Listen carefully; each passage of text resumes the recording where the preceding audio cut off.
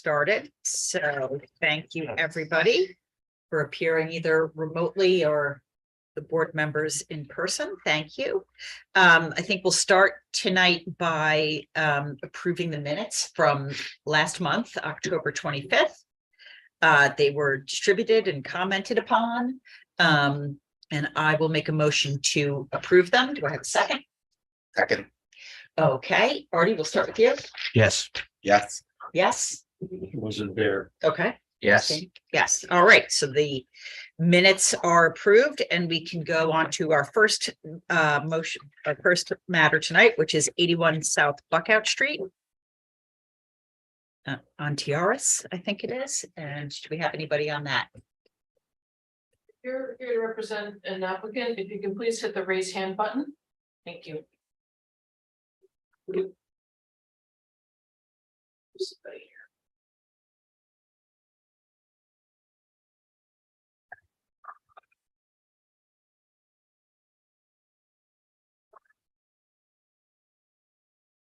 Hello.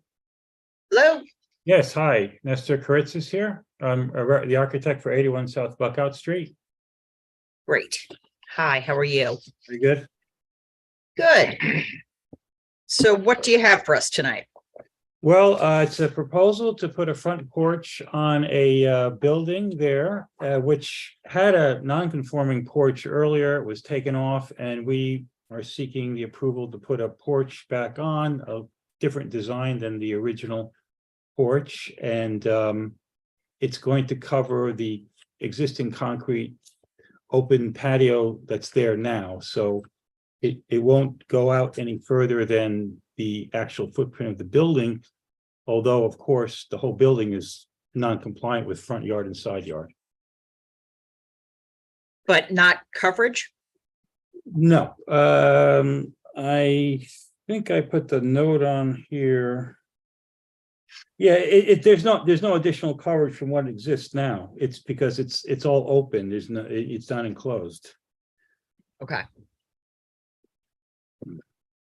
Gotcha. Okay.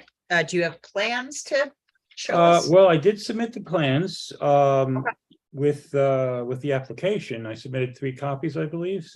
You know, and I believe I Yeah, no, we emailed. received them. Yep, we received them. Okay, great. So encroachment into the front yard, north side yard, and south side yard. Yes.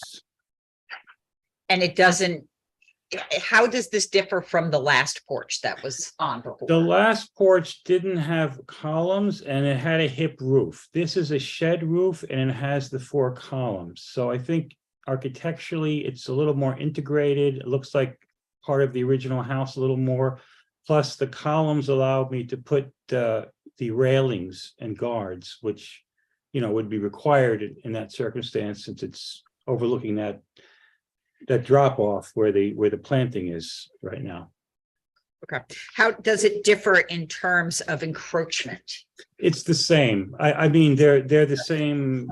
I mean, from what I can tell from the photograph is on page N1, and you can see the old roof there, and Yep. You can see it was a hip. It was cut in at the sides a bit more. Mine goes directly across the whole front, you know, as a shed. So it's the 2 end walls are flat. There's no tapering on the corners, but the height and the pitch of the roof is, I guess, practically the same. So, you know, but then again, as I say, mine has the columns. Right. Right.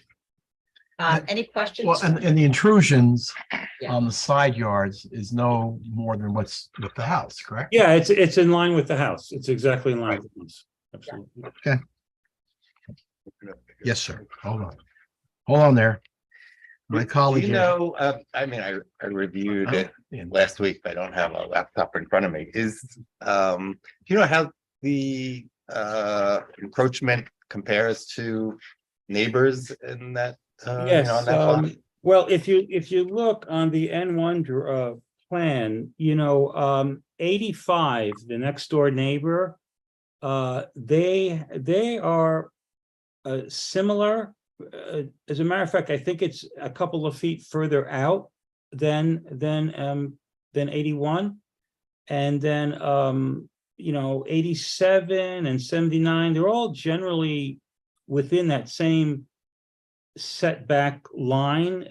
If you look at the photos again, and I think I have a street map on there, you can kind of see, you could draw an imaginary line where that maybe that was the front yard years ago when there was a different zoning, regulation, but if anything, without this porch, 81 South Buckout set back a little bit in comparison to the two neighbors, directly to the right-hand side of the house. And then on the other side, it's also, it seems as if they enclosed a porch, that blue and white building, on the left-hand side of the photo. So 79. I yeah, know that. 79 is really almost in line with the porch. The building itself, as I say, is actually set back further. So the porch would not visually stick out beyond any kind of street line, that I can see.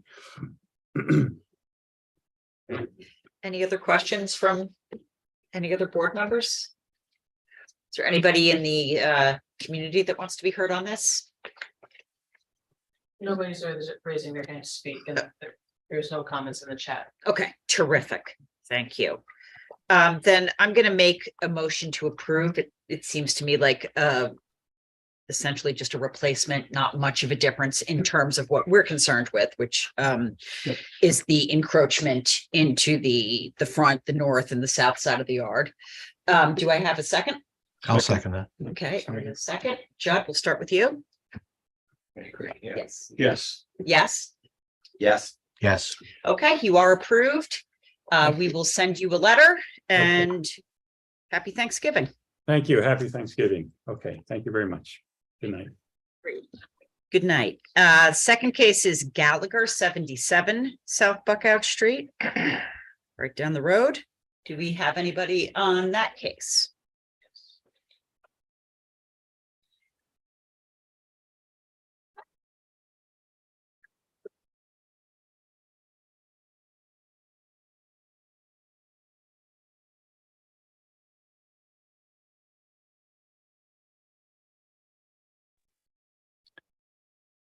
Good evening, all.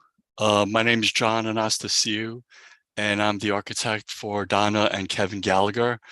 And the purpose of our application is we're seeking variances for a modest rebuild of an existing porch that's fallen in disrepair. They want to rebuild it and also extend it to the full width of the house. I have drawings that I could share. You said the full width of the house, correct? Yes. Okay. It's a very small footprint of a house. This is in site plan format. This is the existing condition of the house, and its front yard is curved here. So this corner currently has a setback at its nearest point is 8.3 feet to the existing porch here. To the existing corner of the house, measured from this curved line, it would be 8.7 feet. This is a side yard here at 8.3. The front setback, which is represented by this line, is 30 feet. So this house is currently non-compliant. What the owner is looking to do is essentially repair by removing and rebuilding the existing footprint here, but enclosing the space to make it usable to the interior. The footprint of the house is very small right now. And to kind of give the first floor layout a more usable, functional layout, we're maintaining the same line in the front, so we're not protruding past the existing porch. But we are seeking two additions, one at each end, to square out the front of the house. So that's creating a variance request here. We're going from 8.3 feet, which would have been the nearest point, to 4 foot. The sides are staying the same. And then the other issue was coverage. we're slightly exceeding that. We got approval from the planning board for site development plan. Our initial plan, we went in by also building a new porch that would have been protruding past this line here. But some of the, I mean, there was openness to that thought, but some people thought that we were then going a little bit too forward into the front yard. So in discussing it with the owner, we decided to, alter our plan. So we're not protruding past the existing line of the house, but we are going to the full width of the house. That's in site plan format. And here's the floor plans to kind of show you. This is the existing footprint of the first floor. And this is an existing enclosed sunroom porch that they have now. So, and here are the steps that lead up to it. This is being demolished and there's some removal work here. And what we're seeking to do is build out the corners, maintaining this front line, and this would be new here. So we're kind of filling out this corner and this corner here. So as not to create more of a protrusion past this front line, we created a little bit of a niche here for the entrance to give coverage to the front door. And from the front, we're maintaining the same aesthetic of the existing house, which has somewhat of a Tudor look. It's stucco with exposed stained wood beams. So we're continuing that theme. What are your numbers in terms of coverage? In terms of coverage,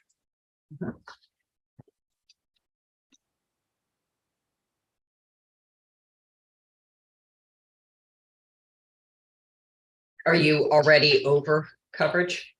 yeah, hold on, I have that form that we filled out that kind of shows it all in summary. I think you were 11% over, and now you're 15% over. Okay. Yeah, the number's a little skewed because, we're talking about such a small area to begin with that when you add as much as we are, it just increases it percentage wise. The total proposed was 150 greater than allowed. Right. And it's 115 greater than existing. Okay. So you kind of see the numbers there. And one of the things that we needed to demonstrate to the planning board is how we compared with the surrounding houses. So on this drawing here, oh, sorry, wrong drawing. We created a little chart that has a little synopsis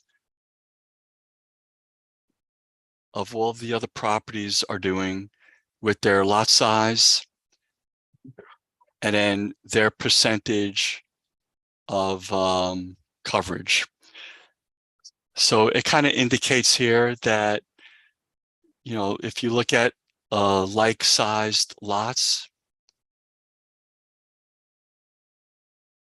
we're at, we're up over here, and our chart is down here. So our building coverage, we're at 27.6 proposed, and existing was 24.8. So we're in that 27 range with what we're proposing. And as you kind of see here, what's existing, It's right in that range. 75 is at 28. So we're right there. I think the prior applicant, they might be like 2 or 3 houses down for us. Yeah, they are. Yeah.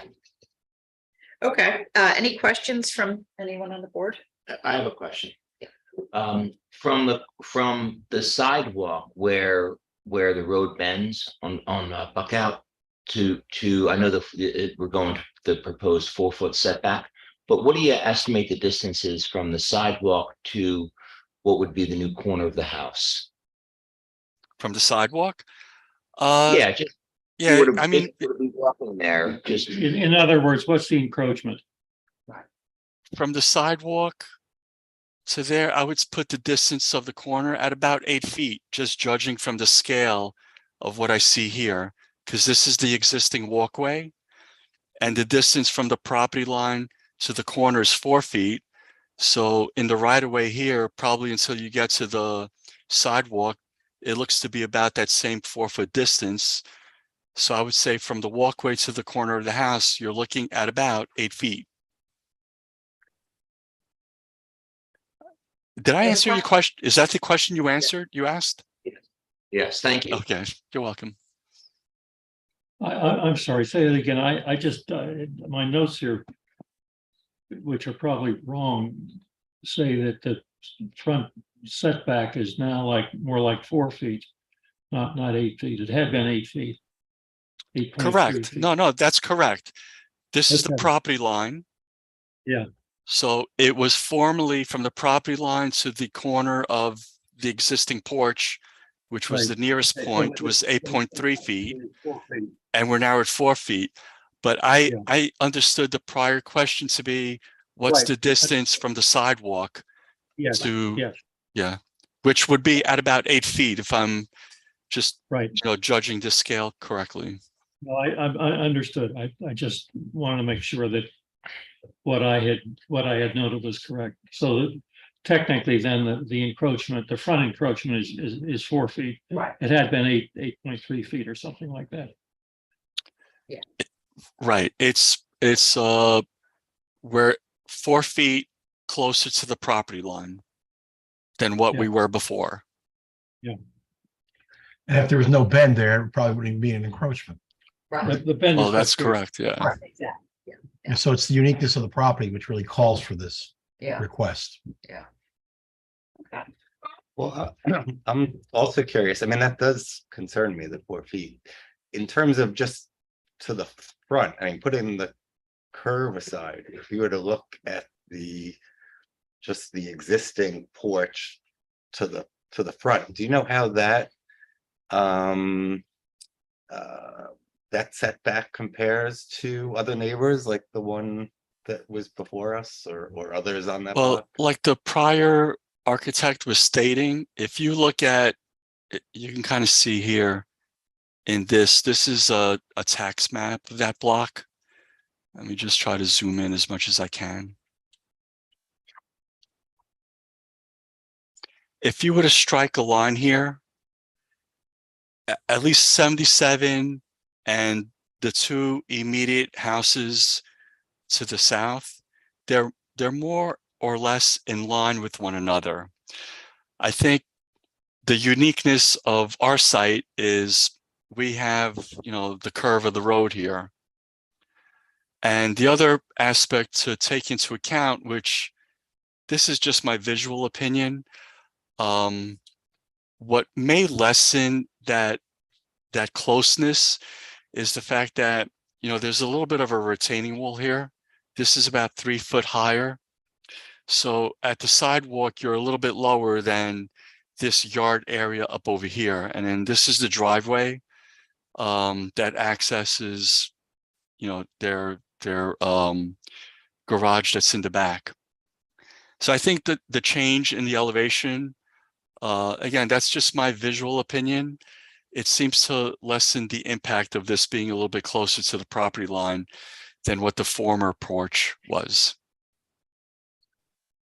Without the curve, it would look just like straight line along that road. Yes, All these houses they just about all line up with each other. Yeah, the problem is the curve. Yeah. That really makes creates the 4 foot problem. But I mean, I would have to say, I drove by there this afternoon and it's pretty tight to that curve. Another 4 feet is kind of concerning to me. it is tight, there's no question. Yeah. This is also separated here by the driveway as well.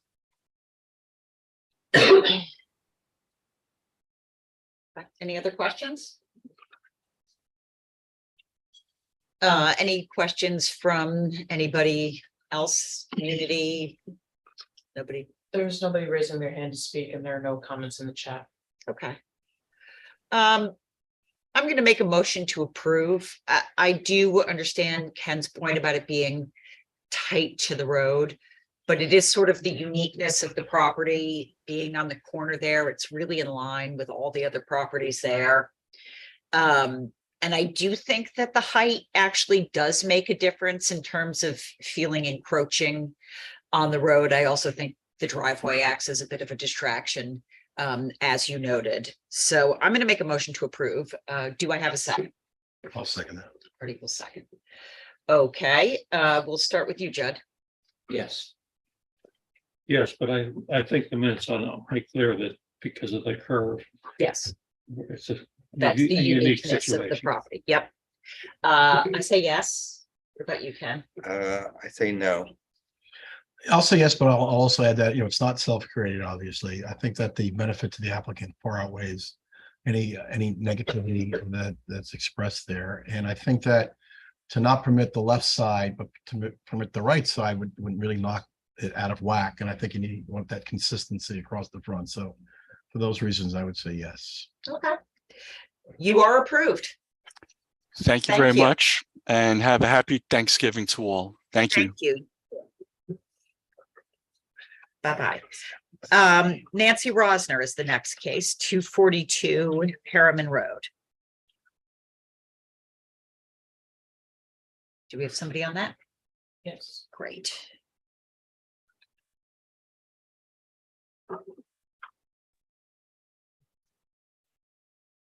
Good evening.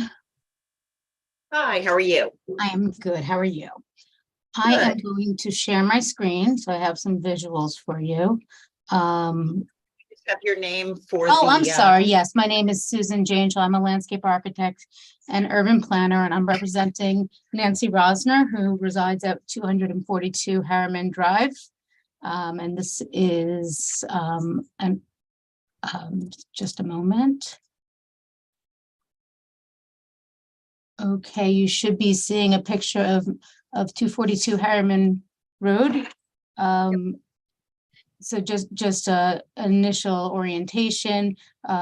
This is the house from the front yard, quote unquote. It's located on Harriman Road, on the right-hand side as you drive from Broadway to the reservoir. And we come before you after our initial appearance on this application at the planning board on November 2nd. The applicant is seeking a site plan approval for expansion of the driveway to create a parking space and the construction of a 260 square foot wood deck and a 3-foot height fence to enclose part of her rear yard for a small dog. There is no changes to the structure proposed, and there is no lighting proposed. But what is proposed on this lot are some minor but important changes. You'll see the reason why we are seeking variances, which are 3 different variances to the village zoning code due to the irregularities of the property. So the first thing that you will see is well, before that, let me just tell you what the 3 variances we're looking for are for the rear deck, which in the design will encroach on the property line, on the rear yard setback. The proposed coverage and the existing coverage, which exceed allowable coverage, and for the parking space that would be in the front yard. That said, I'm going to go back to the survey. It is a unusual site and a bit challenging site, yet a beautiful site. As you see in the survey, the shape of the property is triangular. So in terms of front yard and side yard, it's a bit difficult to define. There is no real front yard. You approach the house from Harriman up here on the driveway. And when the house is, when you approach, the house is viewed from below. About 2/3 of the property is wooded with a number of dramatic rock outcroppings. this is the existing conditions. So what you see on the I'm sorry. No, No, it's a keep going. cough. I apologize. Sorry. As you see, the existing house currently encroaches on the setback lines. Here you see in this red shading here where it encroaches. The existing driveway is 22.5% for a large part of it's length. There is space in the garage for 2 cars, one of which is Mrs. Rosner's Mini, thank goodness, because it's a very tight maneuvering space. So to have 2 cars in the garage, you can't have any cars parked in the space in front of the garage. There is a hammerhead down at the bottom here by Harriman Road, which is often used as a parking space for visitors, and that's where I often park when I come to the site. And it requires complex maneuvering if you don't want to back into Harriman Road at this sort of precarious curve in the road that I'm sure you all are familiar with. So this is the existing conditions. So just let me show you a little bit more about the existing house. This is the approach to the house here. This is that hammerhead spot that you have to back out of onto Harriman Road. And then this is an image showing the existing garage and that 22% slope right there.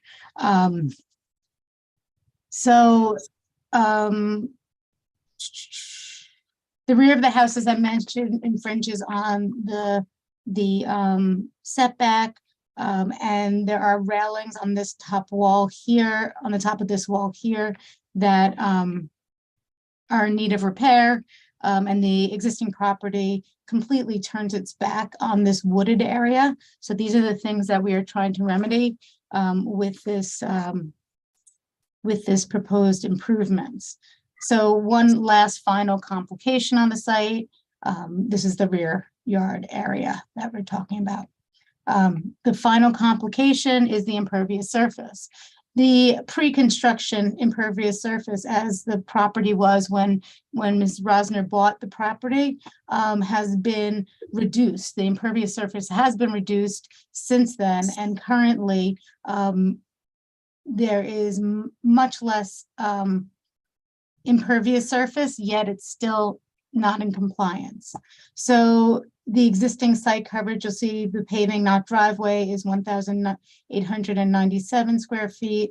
The proposed coverage after building the deck and the additional parking space here would be 892 square feet. So we're actually reducing the coverage and shifting the coverage by about 1,000 square feet in terms of just the paved areas.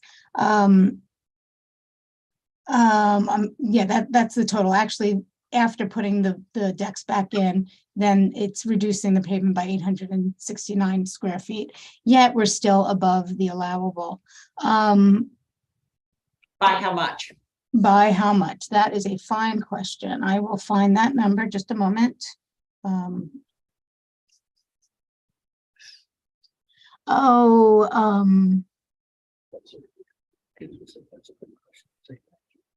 It's 55.4%. There, you also have to recognize that this is the size of the property is not is smaller than allowable in this zoning district. So that's why So what is it as existing and what is it as proposed? Percentage wise? Yeah. The total proposed coverage is 18.7%. So now you're at 50. I got it. Okay. you Yep. got it. Yeah. So basically it is reduced. The problem is the site is a really strange site for any zone, basically, because we have very steep slopes here, we have rock outcroppings here, we have rock outcroppings here, and it's a small property for the size of the house that exists there. Although the square footage of the house is not as big as it seems. I just wanted to show you what's being proposed. So here is the existing site again. Here is the proposed. Basically, it is adding a parking space in this area here. And that area currently is sort of this unusable sort of flat area that just sort of hangs out there with a retaining wall around it. We're proposing to take out this retaining wall and regrade it to create a parking spot up here to increase the ability and safety as much as possible. And then this rear deck to to be able to sort of turn the backyard to appreciate the woodlands to the side here. Just to let you know, we have spoken with the neighbor, the only neighbor that really is affected by this, and they have no problem with it, and they will provide a letter stating that. And that is the story. What exactly is the encroachment into the rear yard setback? How much is it? The deck, it's right on the property line, but it's at grade. It's not a raised deck. It's just using this space. Let me show you the backyard. This is the area of the backyard. Basically, it's extending, taking this wall down and extending this area for a deck and putting up a 3-foot high fence to keep the dog in. Here is again, this picture here, so that the deck would go over here. The neighboring property owner, well, the neighboring house is pretty far in the distance, and visually from Harriman Road, it's not even noticeable, that area of the site. Let me just show you one other thing. Basically, this is the existing stairs, and there's a railing right here, and you can see that it is going to be along there and just a little bit additional width to what is existing in terms of that railing. Can I ask you about the parking? You got a 2-car garage, correct? Correct. In that spot that's in the front, although you said you don't necessarily have to back onto Harriman, you can do a K-turn and back right to the driveway and pull out. Or It's a little bit difficult with a normal size car, yes, but you can do that. And if you're an Amazon truck, it's even more difficult. probably 2 more cars, so you probably have five cars can park in that. Well, no, because we can't have cars in here and here because you can't get out of the garage. You know, I have a 2-car garage and I have cars in the driveway, but I have to move them out all the time. So people do that. So my point is, you want now additional space, additional coverage to basically have 4 parking spots, right? The 2 in the garage, that space down below, that one, you can probably pull into the car. I mean, how many cars do you need to park on this property? You need to park more than 4 cars, 5 cars? I believe 3. Variance on 3. coverage. This is not a safe parking space. It's basically to have Pass 2 by cars there that are every day. in the driveway I pass in by the- every day. I see I'm the car sorry? parked. I said I pass by there twice a day. It doesn't strike me as that being an unsafe parking spot for the cars. But my point is, you want a variance on coverage for another parking spot. Right? So you want to have 5 parking spots basically, or 4 parking spots and the driveway, so you want to have 5.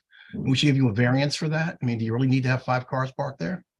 No, I don't think that the property owner is looking to have 5 cars there. She's looking to have cars in her garage, and then another car for somebody who comes to visit. She has 2 children, I believe, who are adults, who are in college, that come back from school once in a while. Or maybe 3 children. I'm not really sure. I forgot. She could come on. She's probably on the call right now. But it is a difficult site. I encourage you to come and see this, drive up there and feel it. I don't think it, I do this often. I mean, I'm a urban planner. I've worked in this area, and I don't think it's beyond, beyond to, reasonable to want to have a safe parking spot on this roadway where this curve is quite scary. I mean, I backed out of this driveway a couple of times. Actually, I think any of the ZBA members that went up there should get the hazard play Hazard Pay. Mm-hmm. Between driving up and walking around the property, it was a little scary, frankly. Going up to around the left with no railing on those big rocks. Never mind, that's my personal. Right, no, it is a very, very strange property that I do not think could be built if it was proposed today. That is for sure.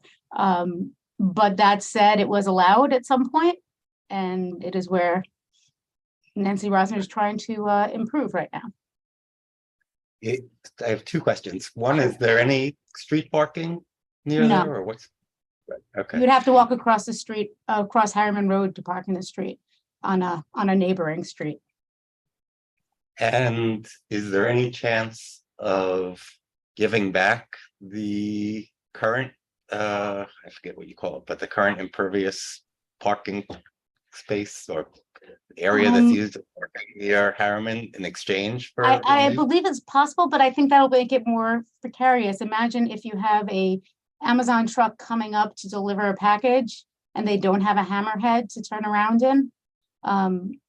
Yeah, I think that is sort of counterintuitive, and there is a significant, you have to recognize there has been improvements on this site without, we haven't come to the planning board for improvements because it's been reducing pavement over the past year. Ms. Rosner has put in a lawn instead of the,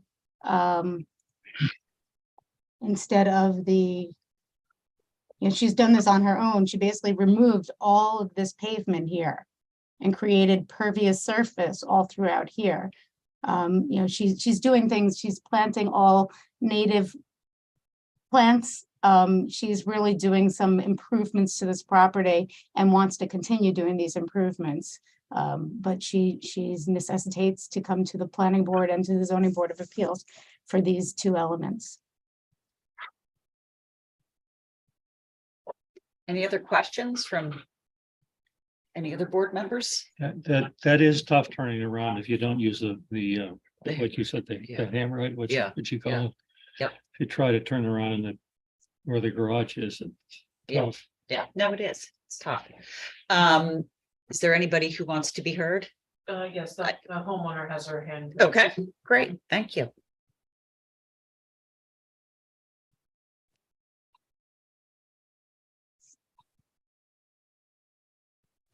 Hello. Hello? Yeah, hi, can you hear me? Yes, we can. Oh, okay, because yeah, Susan had just said if I wanted to speak to it I mean, you already asked the question. I was just raising my hand to say that there is really no street parking whatsoever there. It's very difficult in the winter. I do have 3 children who all drive, and it's not for the everyday. Obviously, I don't need it for the everyday. I need it for when I have company, because I'm constantly shifting around cars. If I do have guests, it's one person behind another, and it's just hard to maneuver. I become like a valet parker and in and out of a very hard place to pull out. And I worry about my kids actually pulling into to Harriman Road there. It is treacherous. Can you hear me? Okay. Yes, we Oh, can. okay. Thank you. Okay, thank you. Any other comments, questions? Okay, I'm going to make a motion. I am going to move to approve. I did get a good long look at the property. I live fairly nearby, so I drive by it quite often, as I know Artie does as well. And it's a really unusual piece of property. I think you're right. I don't think a house like that would have been built today, but it is very treacherous there on Harriman Road. It is hard to get in and out. There is no street parking really anywhere within a reasonable amount of space. And the bottom line is you are bringing coverage, although still over, bringing it down. So I think I'm going to move to approve if I have a second. I'll second. Great. So we'll start with Artie. I want to vote no. I'm not troubled by the deck. I don't have a problem with that, but as I already said for the record about the parking, I think there's ample space there, and I think it sets a horrible precedent for coverage for 5 cars to be parking on a piece of property. I vote yes, but I would say that the thing that troubles me the most is what Artie said about the parking, but given the fact that it's such a unique property and that the homeowner has, taken away impervious surfaces, I think it's appropriate, especially when there's safety involved. So I vote yes. And I say yes. John? I'll vote yes. And I will vote yes also. Okay, you are approved. I will send you out a letter, and happy Thanksgiving. Thank you so much. Thank you. Thank you so much. Got it. Okay, the next case is Carmesino. It's 9 Gray Rock Terrace.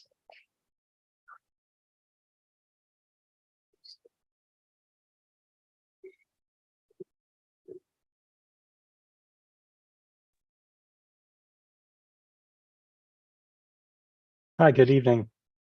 Hi, how are you? Good. I assume everybody can hear me.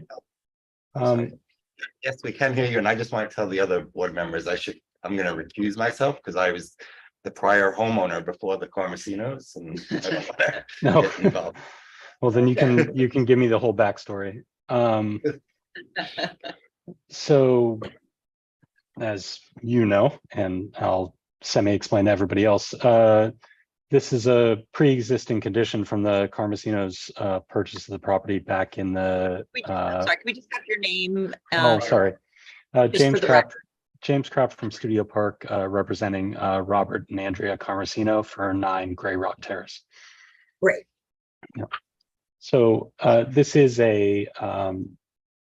essentially a legalization. We went into the building department to repair the existing retaining wall to the western side of the property.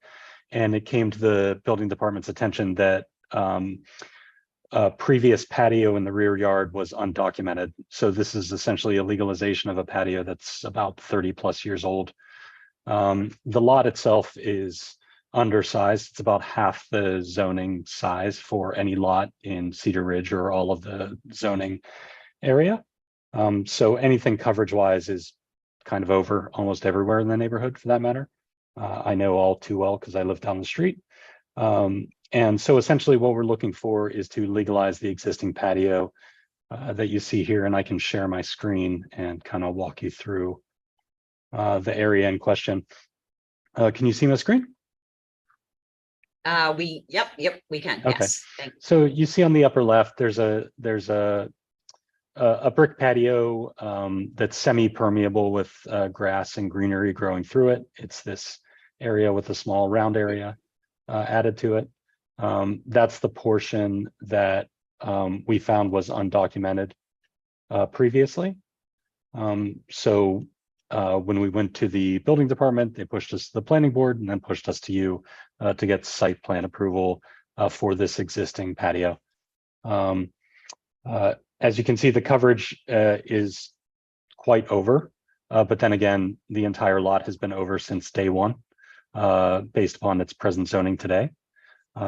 So yeah, that's ostensibly it. It's a legalization of an existing patio. There's no change to anything else. This is just to get everything up to speed so that the present owner can work on fixing the dilapidated retaining wall in the rear. That's it. What are those? Just walk me through the coverage numbers, if you don't mind. I know you're over allowable, but what is the difference between existing and then what it would be if we? Well, there's this- there's no change because it's existing. So I guess the difference would be proposed original documented versus Right, proposed exactly. today, Exactly. which That's the what I'm patio, the rear patio is about 260 square feet. Okay. But then again, I don't want to say nothing was documented previously. So I can't say that that's a 5% increase based upon overall allowable. However, nothing was documented originally, so I'm not sure how to speak to its overall coverage. Its Right. proposed overall coverage is 34.7, but it's obviously quite greater than what's allowed in the neighborhood. And I would say like this is 1/2 the size of allowable lots in the neighborhood, so it's quite tight. Period. So. Yeah, it's hard to say. Yeah. Okay, questions from anybody on the board? Anybody else want to be?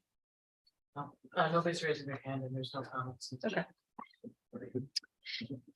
Okay, I'm gonna make a motion to approve. It's pre-existing I'm sure it's pre-existing probably a couple of owners. It's a very unusual lot, in terms of it is quite tight. Even by, Cedar Ridge standards, it's pretty tight, and it's not a lot of square footage. It does end up adding to the existing and allowable numbers, but I have to say, I find the numbers kind of hard to figure out too, given out how much was undocumented on the property. So I'm going to go ahead and make a motion to approve. Do I have a second? I'll second it. Marty's going to second it, and Judd, we'll start with you. Yes. Yes. Yes, Yes. and Ken is abstaining. I'm in. Okay, you are approved. Thank you very much. Thank you much, everybody. Have a good evening and happy Thanksgiving. You too. Thank you. Bye-bye. Okay, so Willingham, 20 Elm Park is the last one we've got tonight.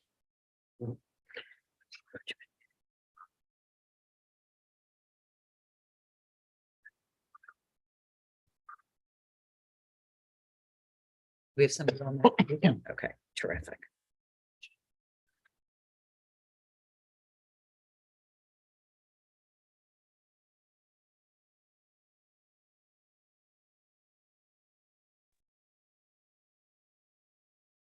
Good evening. Hello. Good evening, Chair, members of the board. Can you hear me okay? Yes, thank you. Thank you. My name is Seth Mandelbaum. I'm a partner with the law firm of McCullough, Goldberger, and Stout. We have been retained by the property owners, Tom and Virginia Willingham, in connection with their application for area variances at 20 Elm Park.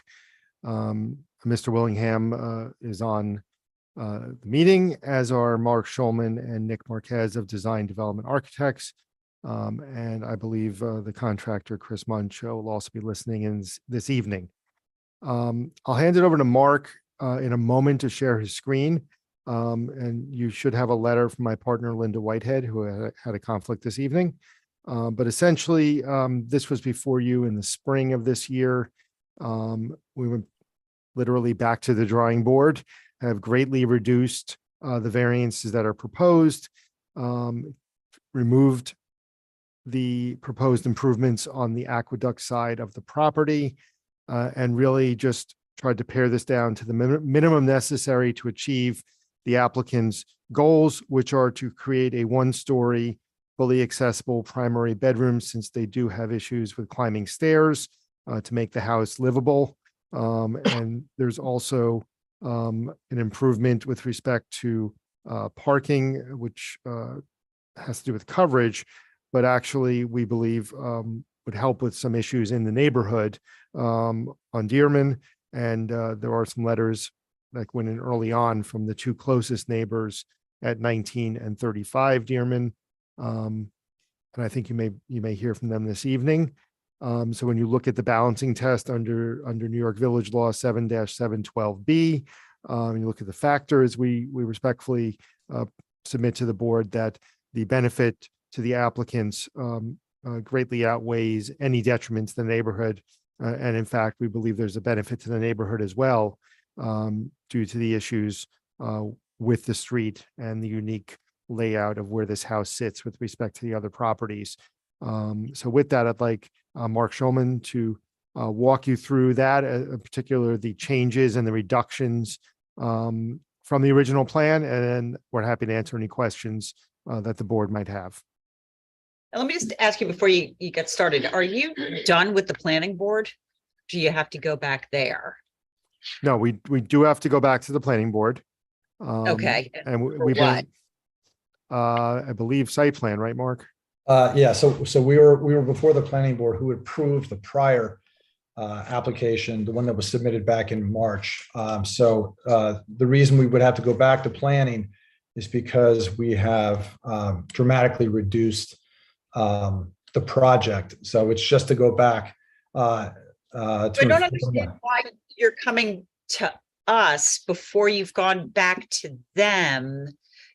Because I mean, normally you wouldn't be talking to us about changes you had made. You'd be talking to them about these changes and then you'd be sent to us. We did discuss this. My partner did discuss this with Ed Marin.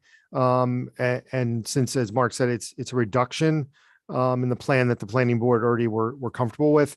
Ed agreed it made sense for us to come back to you on the revised variances sort of concurrently with going back to the planning board. Okay, why don't you show us what you've got and we'll take a look at this. Okay, so I have up on the screen, this is really a summary overview, and we have the application as well, but just by way of reintroducing the project where we were back in March with our submission, we've got the blue circles identified here, and I'll try to make this brief and summarize this, and then I can take you through more specifics on the submission. So initially back in March, we see item number 1, we were cutting the area back behind the garage, cutting back the retaining wall, removing several trees to accommodate 2 parking spaces in this location. And in our new proposal, we aren't touching any of that area. It's existing to remain. Item 2 in the plan, we have a similar situation to others who presented before you tonight. We have a long, narrow driveway, and it's very difficult for not so much cars, but for any kind of panel truck or emergency vehicle to pull in and get back out. You have to back out. You can't turn around. And if there's a car in the driveway there, you absolutely cannot turn around. So there are driveway, one of the big, there's really 3 moves here. One of the requests is to get a hammerhead in so that, prime, delivery, moving truck, things like that can actually get into the driveway, articulate within the driveway, and then pull back out. What happens right now is that trucks have to pull up at the top of the driveway, which actually blocks the neighbor's driveway, access to the neighbor's driveways, and has been a problem historically. And I believe the neighbors may be present listening, but they could add to that conversation. So the key here is to get the hammerhead in. Sorry, I'm just going to interrupt you for 1 minute, because this is one of the things that makes me feel like the planning board should be looking at it before we are. I mean, this is a change to the plans that to me goes beyond site work. I just don't see why this has been sent to us at this point. I feel like this should really go back to them and then be sent to us. I don't know. My understanding, Chair, is that the planning board did refer this back to you. Mark, correct me if that's. You're saying it's changed since they've seen it. Well, they approved the plan on the left. The more impactful plan. Correct. Yeah, but I mean, so says us maybe, but I don't know that the planning board says that. I think they should have another chance to take a look at this before I mean, they have not referred the plan you are asking us to approve. This is just my opinion. They've approved another plan, which I think you should go back to them and show to them, and then they can refer it to us as is. I don't feel comfortable approving something that they really haven't seen. I would agree with that. Well, but it's a reduction from the plan that they already approved. And actually, perhaps you could let Mark take you through. Mark, maybe you could just focus on the addition and the parking space, because everything else has been removed from that plan, particularly on the aqueduct side. Right. And frankly, we're trying to have a streamlined process here for our clients, and we think it's because it's such a big reduction, you'll hear if Mark could just get through that. Yeah. We would ask that you would consider applying the balancing test to the updated drawings, which again is less than what the planning board already, but what's left is very much consistent with what the planning board already approved. So Mark, maybe you could just focus on those two areas. Yeah. So yes, I'll try to make this brief. So in our prior application, we have a rear, so along the left side, page left, which is the west side, is the aqueduct. So there is a 30-foot setback and an aqueduct buffer. The previous application, we had a generator, we had a new deck, we had window modifications, we had a new stair, and we had a lot of modifications. We had an extension of the building footprint, which required additional FAR and coverage. All of these took place within the aqueduct buffer and within that rear yard setback.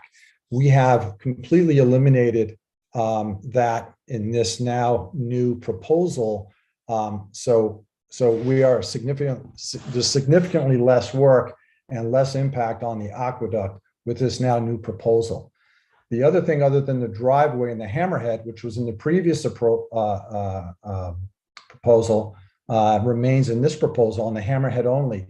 The only other change is that we're now only requesting, where you see circle number 8, we're still requesting that we, on a single floor, an addition, an extension to accommodate a ground floor master bedroom, and it's been cut back in size. So the square footage of that footprint has been reduced. And then where you see item 4, where we had previously requested an extension of a patio, that's been eliminated. So to sum it up, it's eliminate everything in the aqueduct buffer, eliminate the generator that was in the side yard setback. We're really only asking for the ground floor expansion, where you see the number 8, and the hammerhead, where you see number 2. That's really, when you call it all down, that's really what we're asking for. What makes this slightly unusual, and the reason we're before you, is because of the variance requests. So what I want to explain to you is that there's most of the existing building is existing non-conforming. It sits in that rear yard setback in that aqueduct buffer. And Nick, if you can just zoom in on that dashed line there. So I want you to see where 8A is. So we have a slightly unusual situation here in that in order to expand off of the building footprint, there is a 1-foot sliver of space there. The hatched area actually encroaches on that rear yard setback and on the aqueduct buffer, which requires a variance for both items. But unless you were to build this addition 1 foot to the right and step out of which would disconnect the expansion, it doesn't work. So we have a unique circumstance in that we have this 1 foot sliver of space that triggers 2 variances. That's really it. So if you pan back, the reason we're here before you is because we need a variance for FAR, and we need a variance for coverage. It's been drastically reduced, and essentially the extension here is 324 square feet, where 8 is, and the house in its current configuration is over on FAR, and coverage as well. So I can take you to that chart, but that's why we're here before you, because without feedback from ZBA, there's no reason to go back to planning. So again, this is a much reduced plan. So when With all due respect, Thanks, Mark. I don't think that responds to Ms. Gardner's question. Well, the planning board referred it to the zoning board on the larger plan. The zoning board, as I understand it, had a lot of concerns with the original plan on the left. So we have now greatly reduced that plan in response to the zoning board comments. And we're really seeking a reaction or a response from your board to our response to your comments. When were you last before us? Was that in April? I believe it was March or April, right, Mark? March, so it's like 8 months ago. So in the 8 months, and now you had to redo the plans. What we had just suggesting is that you had gone back to the planning board in the last 8 months, got the sign off on this much reduced plan, as you say, come to us and then we vote on it, which is really the protocol. And to turn this on its head because you want us to, I don't think we're prepared to do that. I guess what I don't understand, and forgive my ignorance, again, Ed Marin had discussions with our office and said it was okay with him for us to proceed as the head of the building department. And I guess I'm just trying to understand what impact there would be of you at least giving us your comments on the revised plan, if not considering the balancing test and passing on this plan, since it was directly in response to the comments. It was several months ago, but we've worked very hard, as you can see, to bring this down to the minimum variances necessary to achieve the applicant's goals here.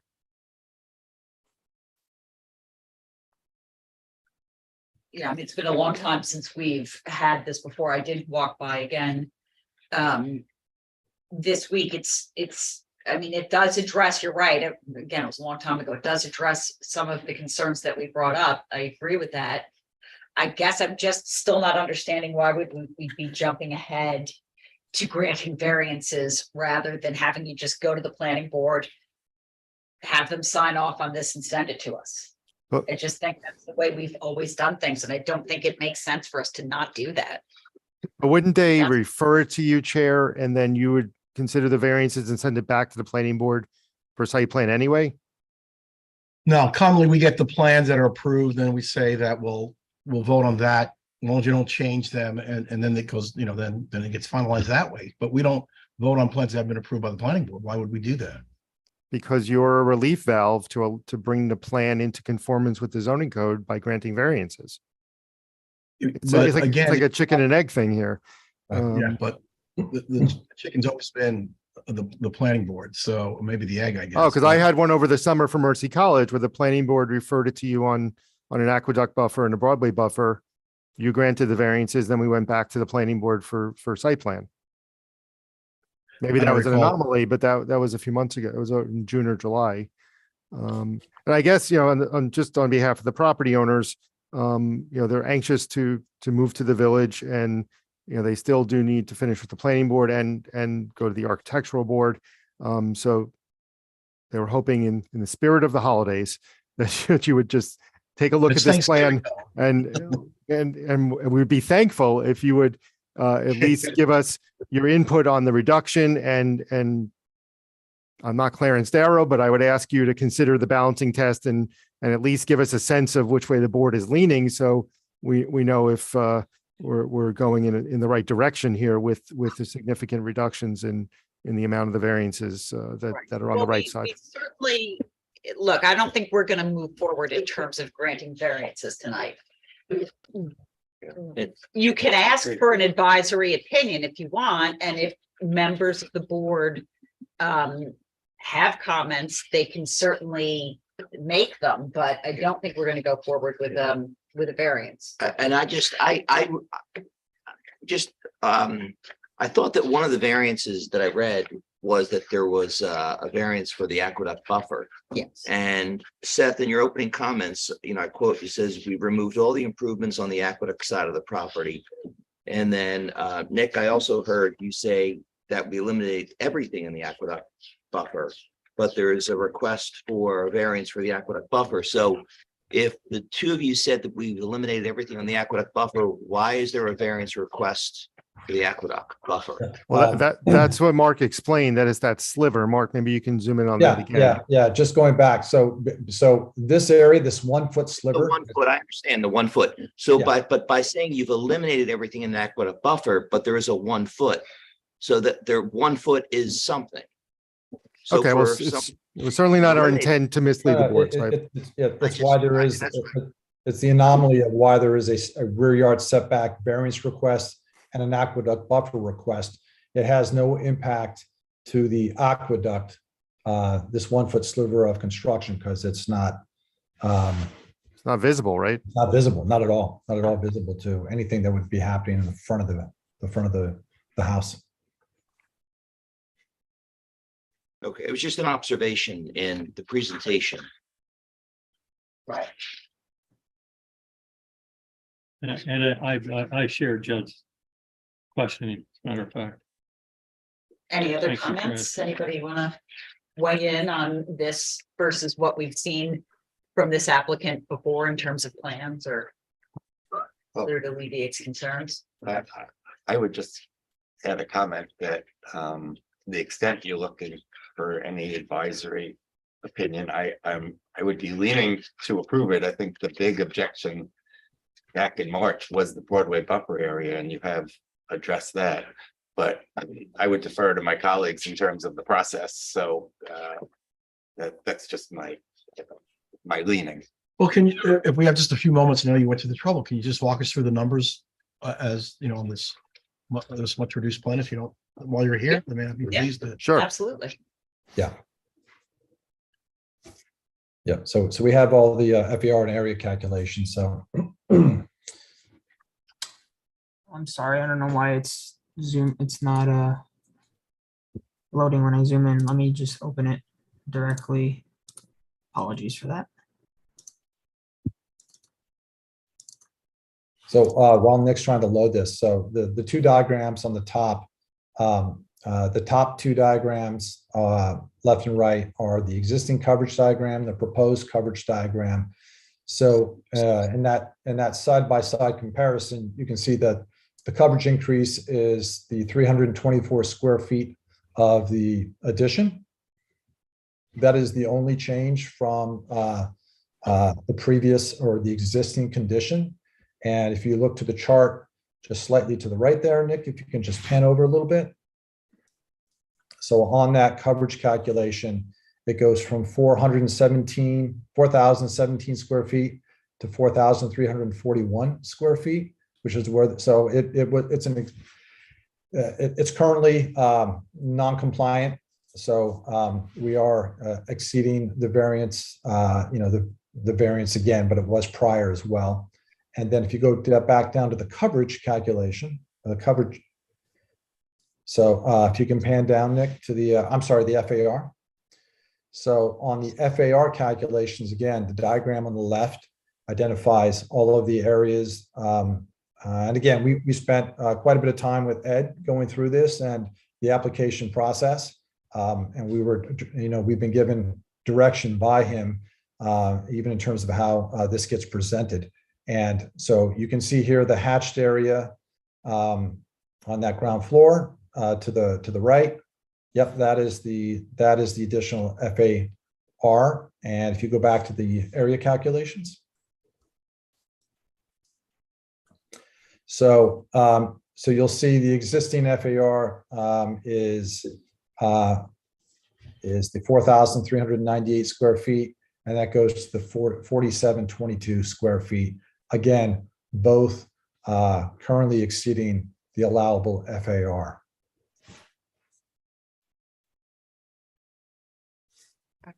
Any other questions or comments from anybody? So the aqueduct buffer we talked about was at 1 foot, correct? That's the one. That is correct. And the encroachment in the rear yard setback, what's that? The same 1 foot. Okay. Yeah. Any comments? I'm not offended by it. Yeah, okay, yeah. I mean, I think, this is much more in line with what I would be likely to vote to approve than what was presented before. I just think it has to go through the planning board first. But I think you could reread between the lines if you come back with the same plan Yeah. next time. Yeah. Don't interpret my silence as taking a position one way or the other. I just don't think we ought to be, I'm not going to waste my intellectual energy until we're approving something that is properly before us. Sorry. But it is Thanksgiving, so in the holiday spirit, we wanted to give you a little bit of feedback. We appreciate that. It's very generous. I think a couple of the neighbors were either on Zoom or perhaps in the room. I don't know if it'd be appropriate for them to speak at this time. I know they're in favor of it, from what I understand. Yeah, my name is Joe Clark. I'm 35 South Tierman. I was just coming just to support Tom. Yeah, my property is probably the closest to where the addition was going to be. And I took no issue with it. I think, I understand what he's trying to do to create a first floor, bedroom, so it's more livable for them.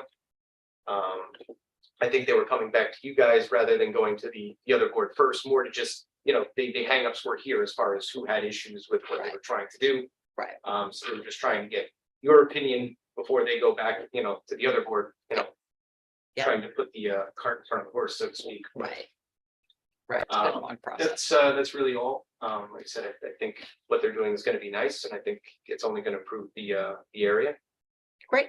Thank you. Other than that, that's about it. Anybody else? Yeah, There's- there's somebody with their rate. Okay. Great. Josh Keller. Okay, great. Good evening. Can you hear me? Yes, we can. Thank you.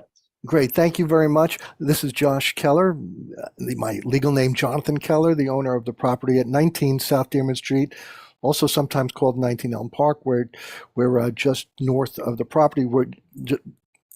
We're the other property that really abuts and is to some extent affected by this plan, just like Joe's property is on the other side of the property. So I had submitted a letter on the prior plan from my wife and myself, encouraging the approval of the plan. It solves certain problems for our area. We do have a real tough situation with the traffic right on the corner, right at the end of our little one-way street here. This scaled down plan, we are also very much in favor of it. The original plan certainly asked for pretty much everything, and I think that Tom and his design team has done a very good job at reducing all those asks and really just asking to do the minimum that they need to be able to occupy this property. And it's and it really doesn't have, I feel it has no negative effect on us or the other neighbors, and that's why we've encouraged it, and we'll submit a second letter if that's necessary. But again, I wanted it to be heard that this is a good thing for our area. It's a good thing for Tom and his family, and the scaled down plan I feel is very pleasing and will have no negative effect on any of the neighbors. Terrific. Thank you so much. You're welcome. Thank you for hearing me out. No, very helpful. Thank you. Anybody else? So can we just have them go back to the planning board, may I suggest, and then we just adjourn this to the next time when you'll be able to come back to us and we can speed this along for you? And when is your next scheduled meeting? I guess it's January. January. So you won't have to renotice it or anything, just come back, I guess, right? Yeah, yep. Yep, Okay. I think that's the. Sounds like that is our choice. So we appreciate your time this evening. Are there any further questions that we should be addressing from your perspective? Nope, I don't think so. Thank you for what you've done. Yep, thank you. Okay, folks, have a nice holiday. Thanks. Thank You you. too. Take care. Okay, so. Got through. Do you want to know? Yeah. Seriously.